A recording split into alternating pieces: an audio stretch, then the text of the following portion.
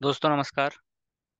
Last class में हमने transit के डेफिनेशंस के बारे में और ट्रांजिट के कॉन्सेप्ट्स के बारे में पढ़ा हुआ है कि बेसिकली एस्ट्रोलॉजी में ट्रांजिट का कितना इम्पोर्टेंस है और उसको किस तरीके से अप्लाई करना होता है, और ट्रांजिट के साथ साथ दशाओं का, प्रोग्रेशंस का और योग्स का कितना महत्व होता है।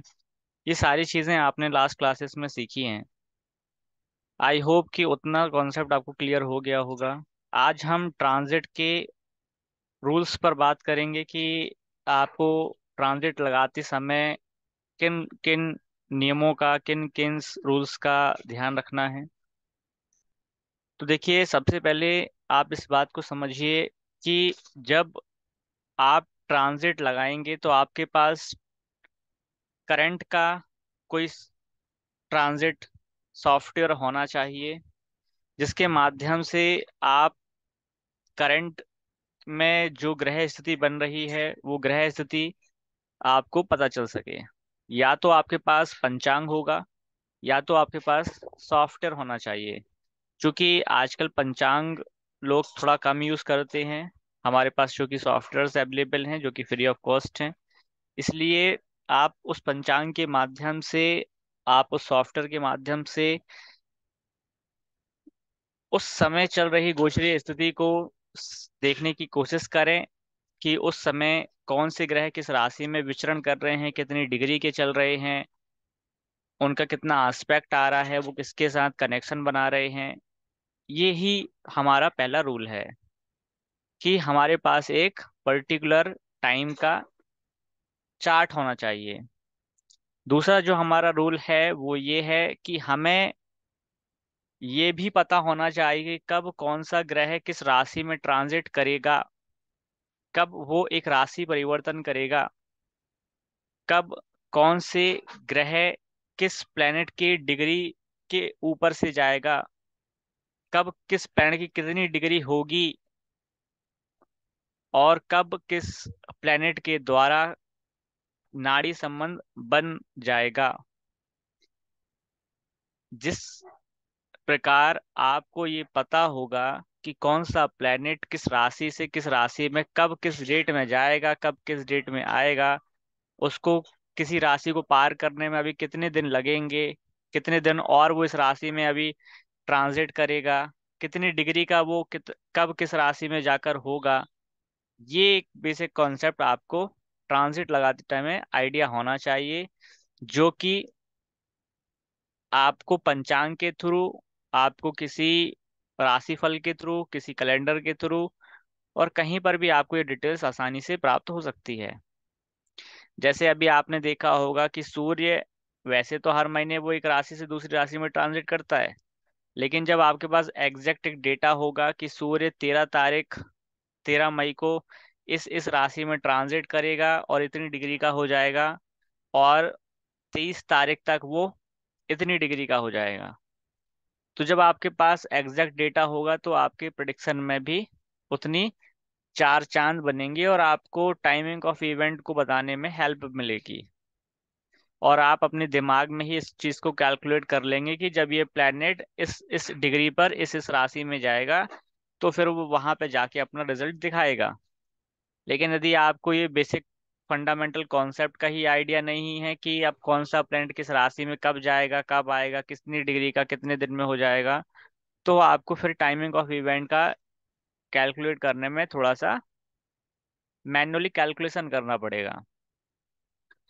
इसलिए आपके पास कोई पंचांग और कोई ऐसा सॉफ्टवेयर होना चाहिए जो ये कुछ बेसिक डिटेल्स आपको बता सके। यदि आपके पास ये बेसिक डिटेल्स के लिए कोई सॉफ्टवेयर है, कोई पंचांग है, कोई कैलेंडर है, तो आप उसमें कुछ और भी डिटेल्स देखेंगे। जैसे यदि कोई प्लैनेट रेट्रो हो रहा है तो वो प्लैनेट कितने दिन के लिए रेट्रो होगा, यदि कोई प्लैनेट मार्गी हो रहा है तो कितने दिन के लिए मार्गी रहेगा, वो कब मार्गी होगा, कब रेट्रो होगा, ये भी आपको उस सॉफ्टवेयर या उस पंचांग या उस कैलेंडर के थ्रू देखना आना चाहिए। चौथा जो हमारा रूल है वो ये है कि जब आप ये कुछ रूल्स देखेंगे तो आप ये भी देखिएगा कि जो आपके प्लेनेट के कॉम्बिनेशन बन रहे हैं उस प्लेनेट के कॉम्बिनेशन में क्या कोई प्लेनेट कंबस्ट तो नहीं हो गया, और वो कंबस्ट हुआ है तो कितने दिन तक कंबस्ट रहेगा। कंबस्ट का मतलब है अस्त होना। तो वो प्लेनेट कितने दिनों तक अस्त रहेगा, कब वो अस्त से बाहर होगा, कितनी डिग्री में कोई प्लेनेट अस्त हो जाता है। ये बेसिक फंडामेंटल आपको पता होना चाहिए। और क्या वो अस्त होने के बाद अपना रिजल्ट देगा, है ना। ये चीजें आपको बेसिक डिटेल्स के अंदर देखनी आनी चाहिए। नेक्स्ट जो रूल है वो ये है कि आपको ये देखना है कि आपके नेटल चार्ट में, आपकी कुंडली के चार्ट में कौन कौन से ऐसे प्लैनेट हैं जो एक्सचेंज बनाकर बैठे हुए हैं। एक्सचेंज का मतलब होता है कि एक प्लैनेट दूसरे प्लैनेट की राशि में बैठा हुआ है और दूसरा प्लैनेट इस वाले प्लैनेट की राशि में बैठे हैं। मतलब दो प्लैनेट हैं वो आपस में एक दूसरे की राशि में बैठे हुए हैं, इसको हम एक्सचेंज कहते हैं। जैसे मान लीजिए दो प्लैनेट हैं शनि और गुरु। गुरु शनि की राशि में बैठा हुआ है और शनि गुरु की राशि में बैठा हुआ है, तो इसको हम एक्सचेंज मानेंगे। ये सबसे पहले आपको नेटल चार्ट में देखिए, क्योंकि नेटल चार्ट में यदि कोई प्लैनेट एक्सचेंज में बैठा हुआ है और वहां पर ट्रांजिट हो रहा है तो वहां पर भी हमारे रिजल्ट में वेरिएशंस आएंगे। सेकेंड रूल है कि यही रूल आपको ट्रांजिट चार्ट में भी अप्लाई करना है। यदि यही एक्सचेंज जो नेटल चार्ट में बन रहा है, यदि यही एक्सचेंज ट्रांजिट चार्ट में भी बन जाएगा तो हमारे परिणामों में, हमारी प्रिडिक्शन में परिवर्तन देखने को मिलेगा, और साथ ही साथ वो प्रिडिक्शन भी घटित होती हुई दिखाई देगी। फिर आप इस चीज को मिक्स कर लेंगे कि जो एक्सचेंज आपके नेटल चार्ट में हो रहा है यदि वही एक्सचेंज आपके ट्रांजिट चार्ट में भी हो रहा है तो आप म्यूचुअल करके प्रिडिक्शन बताएंगे, जो कि अभी अभी आने वाली क्लासेस में हम वन बाय वन समझने का प्रयास करेंगे। नेक्स्ट रूल है कि यदि दो प्लेनेट आपस में कॉम्बिनेशन बनाकर बैठे हैं और उनका ट्रांजिट हो रहा है, और वो दो प्लेनेट आपस में यदि शत्रु हैं और ट्रांजिट कर रहे हैं, तो वो ट्रांजिट हमारे लिए अच्छा नहीं होगा। क्यों? क्योंकि दो प्लेनेट शत्रु हैं। जैसे सूर्य शनि आपस में शत्रु हैं, तो सूर्य शनि आपस में शत्रु हैं, इसलिए इन दोनों का ट्रांजिट एक दूसरे के से ऊपर होना, या एक दूसरे की राशि से होना, या सूर्य का शनि के ऊपर से या शनि का सूर्य के ऊपर से ट्रांजिट करना हमारे लिए बुरा साबित हो सकता है। और इसका मतलब ये नहीं कि अब परमानेंट और पूरे टाइम तक ही बुरा होगा। ये भी कुछ डिग्री पर डिपेंड करता है कि यदि वो डिग्री, जिस डिग्री पर वो प्लेनेट ट्रांजिट कर रहा है, वो डिग्री यदि वो पार कर लेता है तो फिर हमारे परिणामों में भी, चाहे अच्छे हों या बुरे, उसमें हमें असर कम देखने को मिलेगा। जो कि अभी अभी आने वाले क्लासेस में हम इसको भी वन बाय वन समझेंगे। इसी प्रकार से यदि कोई प्लेनेट फ्रेंडली है, फ्रेंडली प्लेनेट का यदि ट्रांजिट हो रहा है तो फिर हमें अच्छे रिजल्ट भी देखने को मिलेंगे, और वहां पर हमारे बैड रिजल्ट मतलब बुरे रिजल्ट भी रिड्यूस होंगे। नेक्स्ट रूल ये है कि जनरली जो प्लैनेट्स होते हैं वो अपना रिजल्ट तब देते हैं जब एक प्लैनेट दूसरे प्लैनेट पर ट्रांजिट करता है। मोस्टली यही देखा जाता है कि ट्रांजिट के जो असर आता है वो तब आता है जब एक प्लैनेट दूसरे प्लैनेट पर ट्रांजिट कर रहा हो, मतलब उसके ऊपर से ट्रांजिट कर रहा हो। और यदि ये प्लैनेट जो एक दूसरे के ऊपर से ट्रांजिट कर रहे हैं वो यदि शत्रु होंगे, अपोजिशन के होंगे, तो फिर हमारे जीवन में भी घटना अशुभता की ओर इंगित करेंगी। और यदि यही प्लैनेट शुभ होंगे, फ्रेंडली होंगे, तो हमारे जीवन की घटना भी शुभता की ओर इंगित करेंगी। तो इस प्रकार हमारा जो नेक्स्ट रूल है कि क्वालिटी ऑफ जो रिजल्ट है ट्रांजिट के प्लैनेट्स का, जो क्वालिटी है उसका जो रिजल्ट है वो बेसिकली स्ट्रेंथ पर बेस डिपेंड करता है। स्ट्रेंथ का मतलब है फ्रेंडशिप और एनिमिटी। जितना डिग्री वाइज नाड़ी संबंध होगा, जितना फ्रेंडशिप का कनेक्शन होगा, उतना ज्यादा हमें रिजल्ट देखने को मिलेगा। कई बार कनेक्शन तो बन रहा होता है ट्रांजिट के थ्रू, लेकिन डिग्री वाइज कनेक्शन वीक होता है, तो वहां पर हमें रिजल्ट ज्यादा देखने को नहीं मिल पाते हैं। और जब वो कनेक्शन स्ट्रांग बनता है, तभी हमें वो रिजल्ट देखने को मिलता है। मान लीजिए दो या दो से अधिक प्लैनेट हैं और वे ट्रांजिट कर रहे हैं, तो ट्रांजिट करते हुए वो सबसे पहले किस चीज का रिजल्ट देंगे। देखिए, मान लीजिए दो या दो से अधिक प्लैनेट हैं और वो प्लैनेट एक दूसरे की तरफ ट्रांजिट कर रहे हैं, तो जो भी प्लैनेट जिस प्लैनेट की तरफ सबसे फास्ट भाग रहा है, फास्ट मूविंग होगा, और डिग्री वाइज जिसका कनेक्शन सबसे फास्ट बनेगा, उसके साथ वो पहले रिजल्ट देंगे। यदि फ्रेंडशिप होंगे तो अच्छा रिजल्ट देंगे, और यदि एनिमी होंगे तो खराब रिजल्ट देंगे। जैसे मान लीजिए कि जुपिटर, मार्स, मरकरी और सैटर्न ये सीक्वेंस में बैठे हुए हैं, ये एक साथ बैठे हुए हैं। जुपिटर ट्रांजिट कर रहा है मार्स पर, तो सबसे पहले जुपिटर जो इनकाउंटर करेगा वो मार्स को करेगा। अब उसके बाद फिर क्या करेगा, फिर जुपिटर इनकाउंटर करेगा मरकरी पर, और फिर लास्ट में सबसे सैटर्न पर।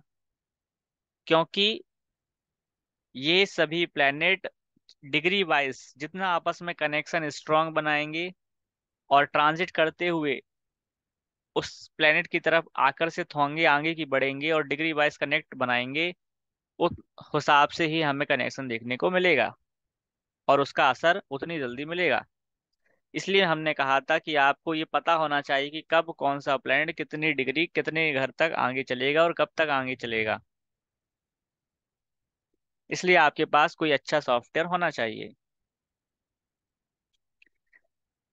तो ये बेसिकली कुछ फंडामेंटल रूल्स हैं ट्रांजिट को स्टडी करने के। इन्हीं कॉन्सेप्ट को हम कुछ एग्जाम्पल के तौर पे समझते हैं। देखिए,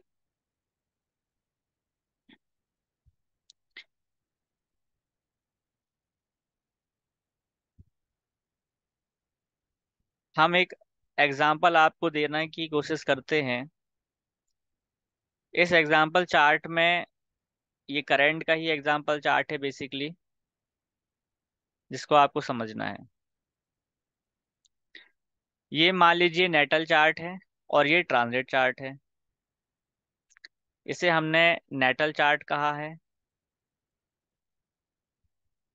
नेटल चार्ट का मतलब है कि जब इस व्यक्ति का जन्म हुआ था, उस जन्म के समय ग्रहों की जो गोचरी स्थिति थी, उस समय चूंकि बच्चा जन्म हुआ था तो वो नेटल चार्ट हो गया। और ये जो चार्ट है वो अभी करंट का ट्रांजिट चार्ट है, जो कि आज ही बनाया गया है। आप देख सकते हैं कि यहाँ पे डेट लिखी हुई है आज की।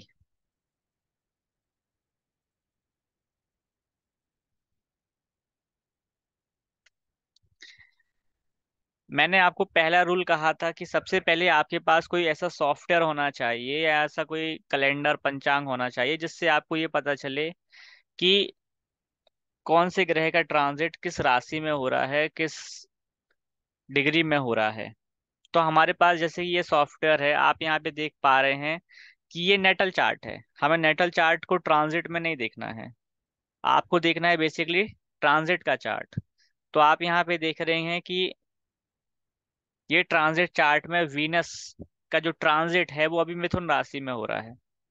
कितनी डिग्री का हो रहा है, यहाँ पर देखिए आपको डिग्री वगैरह मेंशन हुई है कि वीनस जेमिनी साइन में 18 डिग्री 37 मिनट का हो रहा है। मतलब हमें एक डेटा मिल रहा है कि अभी वीनस जो है वो जेमिनी साइन में 18 डिग्री का ट्रांजिट कर रहा है। इसी प्रकार से बाकी के जो प्लेनेट हैं वो ट्रांजिट चार्ट में आप देखेंगे कि जो मार्स है वो कर्क राशि में कैंसर साइन में ट्रांजिट कर रहा है, जिसकी डिग्री वाइज देखा जाए तो वो अभी 5 डिग्री का ही है। 5 डिग्री का भी वो आया हुआ है और ट्रांजिट कर रहा है। इसके बाद केतु देखिए आप, केतु जो है वो बेसिकली तुला राशि में ट्रांजिट कर रहा है 9 डिग्री का। सूर्य और चंद्रमा, सन और मून अमावस्या का योग बनाते हुए अभी वृषभ राशि में ट्रांजिट कर रहे हैं, टॉरस राशि में ट्रांजिट कर रहे हैं। सन की डिग्री 4 डिग्री है और मून की डिग्री 0 डिग्री है। इसके बाद माँ मरकरी, जुपिटर और राहु, ये तीनों प्लेनेट एक साथ मेष राशि में अभी ट्रांजिट कर रहे हैं। मरकरी देखिए अभी 12 डिग्री का है, मतलब 12 डिग्री का है। जुपिटर जो है वो बेसिकली 6 डिग्री का है। और राहु जो है वो 9 डिग्री का है। तो हमें क्या मिल रहा है, हमें यहाँ पे एक डेटा मिल रहा है कि कौन सा ग्रह किस राशि में और किस डिग्री में ट्रांजिट कर रहा है।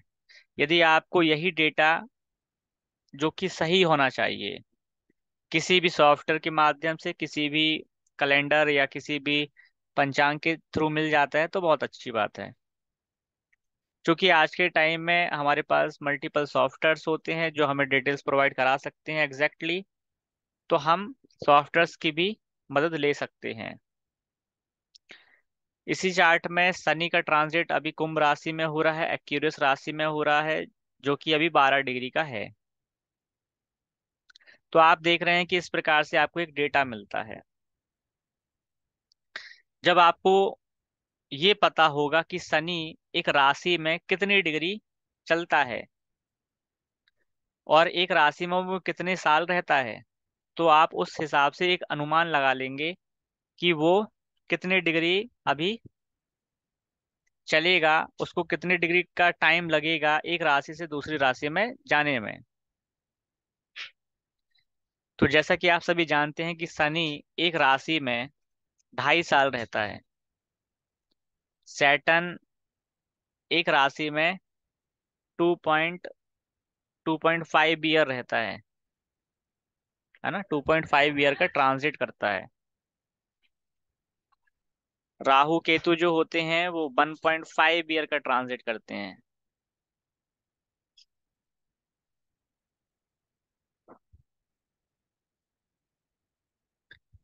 तो इसका मतलब है, यदि शनि अभी कुंभ राशि में आया हुआ है तो आपको ये पता होना चाहिए कि अभी ये शनि कुंभ राशि में किस डेट में आया था।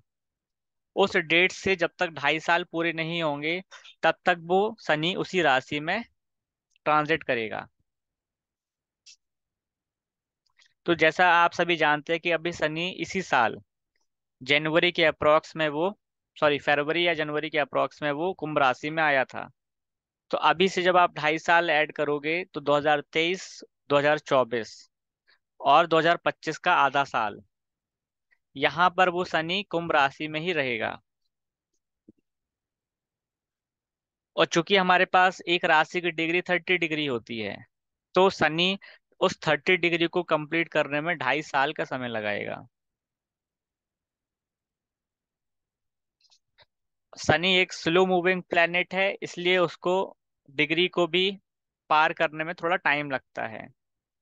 और शनि चूंकि रेट्रो भी हो सकता है और डायरेक्ट भी हो सकता है, इसलिए बीच बीच में शनि रेट्रो कब हो रहा है, मार्गी कब हो रहा है, कम्बस्ट कब हो रहा है, ये भी देखना यहाँ पे जरूरी है।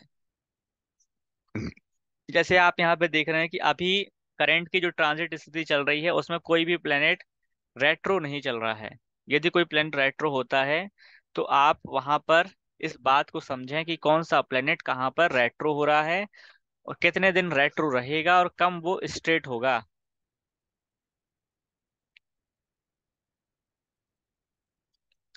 फिर आप इसी चार्ट के माध्यम से ये भी देख सकते हैं कि जैसे मरकरी, जुपिटर और राहु, ये तीनों प्लेनेट का एक कॉम्बिनेशन चल रहा है अभी मेष राशि में। तो क्या ये आपस में कनेक्टेड हैं? आप कहेंगे कि ये तीनों प्लैनेट एक हाउस में, एक राशि में बैठे हैं तो शायद ये प्लैनेट कनेक्शन बना रहे होंगे। हाँ, ये कनेक्शन बना सकते हैं, लेकिन कब बनाएंगे? जब ये डिग्री वाइज भी कनेक्टेड होंगे।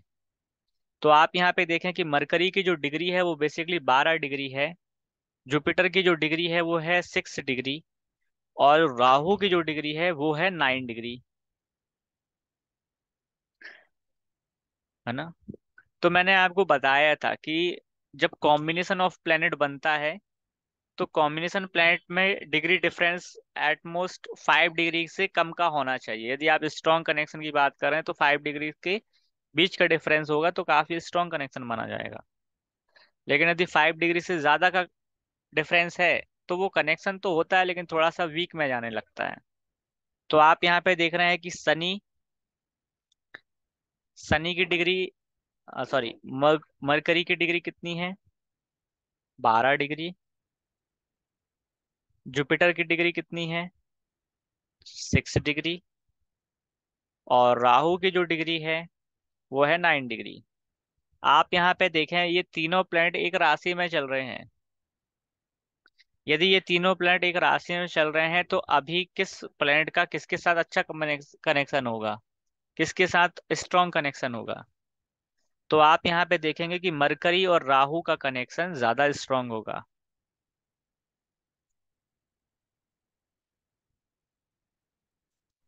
क्यों? क्योंकि इनकी डिग्री डिफरेंस कितना है? केवल 3 डिग्री का डिफरेंस है। जबकि जुपिटर और मरकरी का जो डिग्री डिफरेंस है वो 6 डिग्री का डिफरेंस है, जो कि 5 डिग्री से ज्यादा है। तो कनेक्शन तो है लेकिन थोड़ा सा वीक कनेक्शन होगा। लेकिन अब आपको ये भी पता है कि जुपिटर और राहु तो स्लो मूविंग प्लेनेट होते हैं। ये स्लो मूविंग होने के कारण थोड़ा टाइम लेंगे डिग्री कन्वर्ट करने में, डिग्री को ट्रांसफर करने में। लेकिन चूंकि मरकरी क्या है, फास्ट मूविंग प्लेनेट, तो मरकरी फटाफट राहु के पास भी पहुंचेगा और फटाफट जुपिटर के पास भी पहुंचेगा। और मरकरी अभी यदि 12 डिग्री का हुआ है तो इसका मतलब है कि मरकरी जुपिटर से मिलकर आया हुआ है और वो राहु से मिलकर भी आया हुआ है। क्योंकि मरकरी और जुपिटर की डिग्री 6 और 9 डिग्री है, और डिग्री तो 0 से 30 की होती है।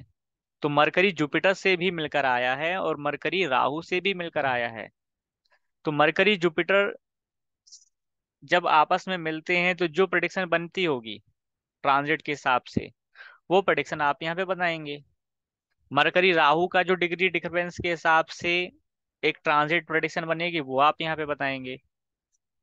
इस प्रकार से हमको ट्रांजिट का कॉन्सेप्ट अप्लाई करना होता है, जो आप अभी और आने वाली क्लासेस में वन बाय वन समझ जाएंगे। यदि आपको इस कॉन्सेप्ट में किसी भी प्रकार का कोई और भी डाउट आता है तो मुझे आप 1 to 1 कॉल करके, व्हाट्सअप करके मुझसे बात भी कर सकते हो, मुझसे जान भी सकते हो। अदरवाइज हमारी वीकली में इसमें क्लास ज़रूर होगी, वहाँ पर हम इस कॉन्सेप्ट को और क्लैरिफाई करेंगे। फिर हमारा एक रूल था कि नेटल चार्ट और ट्रांजिट चार्ट आपस में क्या कनेक्शन है। देखिए, इस चार्ट में आप देखेंगे बेसिकली कि नेटल चार्ट हमारा ये है और ट्रांजिट चार्ट ये है। यदि कोई प्लेनेट ट्रांजिट का नेटल चार्ट के प्लेनेट के ऊपर से ओवरलैप कर रहा है तो वो कनेक्शन बना रहा है। तो देखिए, जैसे फर्स्ट हाउस में वीनस यहाँ पर बैठा हुआ लेकिन यहाँ पर तो नहीं बैठा।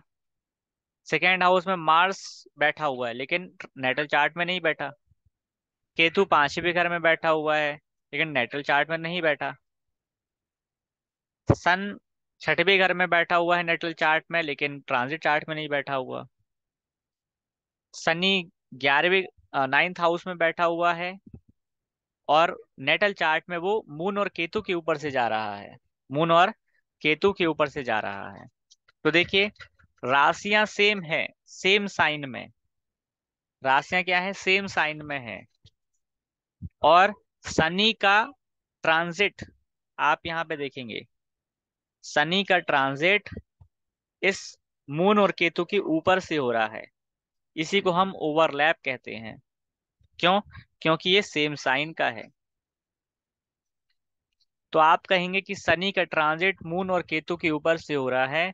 तो आने वाली क्लासेस में अभी हम शनि का ट्रांजिट जब मून और केतु पर होता है तो उससे संबंधित क्या प्रिडिक्शन होती है वो हम समझेंगे।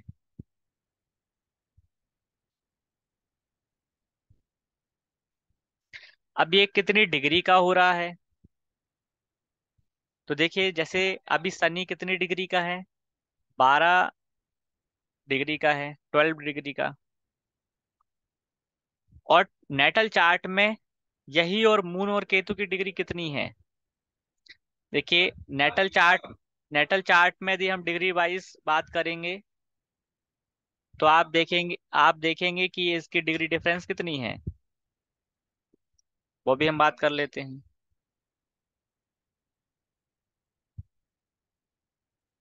नेटल चार्ट में मून और केतु की जो डिग्री है वो कितनी है, वो है 25 डिग्री, 25 डिग्री। और केतु की डिग्री है 21 डिग्री। और अभी जो शनि चल रहा है मून और केतु पर, वो चल तो रहा है, लेकिन चूंकि शनि की डिग्री अभी 12 डिग्री है, तो अभी इन दोनों के बीच में, मून और केतु के बीच में और शनि के बीच में जो डिग्री डिफरेंस है वो काफी ज्यादा है। क्योंकि मून की डिग्री है 25 डिग्री और केतु की डिग्री है 21 डिग्री। और शनि की जो डिग्री है वो 12 डिग्री है, 12 डिग्री। तो जब शनि 25 डिग्री का हो जाए और शनि जब 21 डिग्री का होगा, तो एग्जैक्टली वो मून और केतु के ऊपर से ट्रांजिट कर रहा होगा। और फिर जो शनि मून और केतु के साथ ट्रांजिट के हिसाब से प्रेडिक्शन बताता है, जो घटना बताता है, वो घटना उस टाइम ऑफ पीरियड में घटित होती है। तो आपको ये पता होना चाहिए कि ये कब शनि की डिग्री इतनी हो जाएगी।